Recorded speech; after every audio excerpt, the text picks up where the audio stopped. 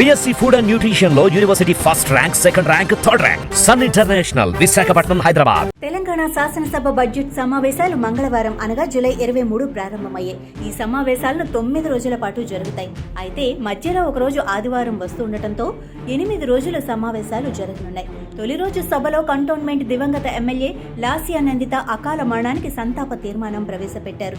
సభ అనంతరం బీఏసీ సమావేశం నిర్వహించారు. స్పీకర్ అధ్యక్షతన నిర్వహించిన బీఏసీ సమావేశంలో సభ నిర్వహణ తేదీలు, ఎజెండాను ఖరారు చేశారు. ఇందులో భాగంగా గురువారం అనగా జూలై 25 సీఎం రేవంత్ రెడ్డి అధ్యక్షతన కేబినెట్ సమావేశమై బడ్జెట్ కు ఆమోదం తెలుపనున్నారు. అదే రోజు అసెంబ్లీలో డిప్యూటీ సీఎం ఆర్థిక శాఖ మంత్రి భట్టి విక్రమార్క పూర్తిస్థాయి బడ్జెట్ ప్రవేశపెట్టనున్నారు. కాంగ్రెస్ ప్రభుత్వం ఏర్పడిన తర్వాత ఫిబ్రవరిలో తాత్కాలిక బడ్జెట్ ను అసెంబ్లీ ఆమోదించిన విషయం తెలిసిందే. ఇప్పుడు పూర్తిస్థాయి బడ్జెట్ ను ప్రవేశపెట్టనున్నారు. అలాగే ఈ సమావేశాల్లో రాష్ట్రంలో కాంగ్రెస్ సర్కార్ కొలువుదీరిన 7 నెలల వ్యవధిలో అమలు చేసిన సంక్షేమ పథకాలను ప్రస్తావించడంతో పాటు కీలక బిల్లులను ప్రవేశపెట్టనున్నట్లు తెలుస్తోంది. 8 రోజుల పాటు బడ్జెట్ పై చర్చ అనంతరం 31న ద్రవ్య వినిమయ బిల్లుకు సభ ఆమోదం తెలపనుంది. ఈ సమావేశంలో స్కిల్ యూనివర్సిటీ, విద్యా కమిషన్, రెవెన్యూతో పాటు పలు కీలక బిల్లును సభలో ప్రవేశపెట్టనున్నట్లు తెలుస్తోంది. ఇవే కాకుండా తెలంగాణ సమాజం మొత్తం ఎదురు చూస్తున్న జాబ్ క్యాలెండర్ ప్రకటన, రైతు భరోసా విధి విధానాలపై సభలో చర్చించనున్నారు.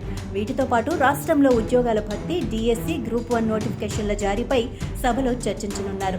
500కే గ్యాస్ సిలిండర్, 200 యూనిట్ల వరకు ఉచిత విద్యుత్, మహిళలకు ఉచిత బస్సు ప్రయాణం తదితర పథకాల అమలు తీరుపై చర్చ చేపట్టనున్నారు.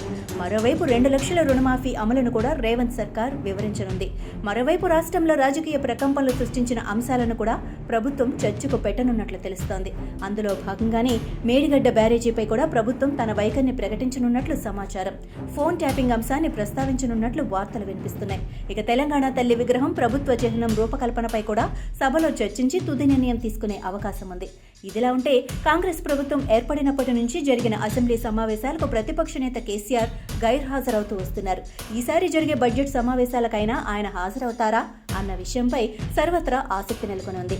బీఆర్ఎస్ వర్గాల సమాచారం మేరకు కేసీఆర్ ఈసారి సమావేశాలకు హాజరవుతారు. బడ్జెట్ ప్రవేశపెట్టే రోజున ఆయన సభకు హాజరవుతారని బీఆర్ఎస్ వర్గాలు చెబుతున్నాయి.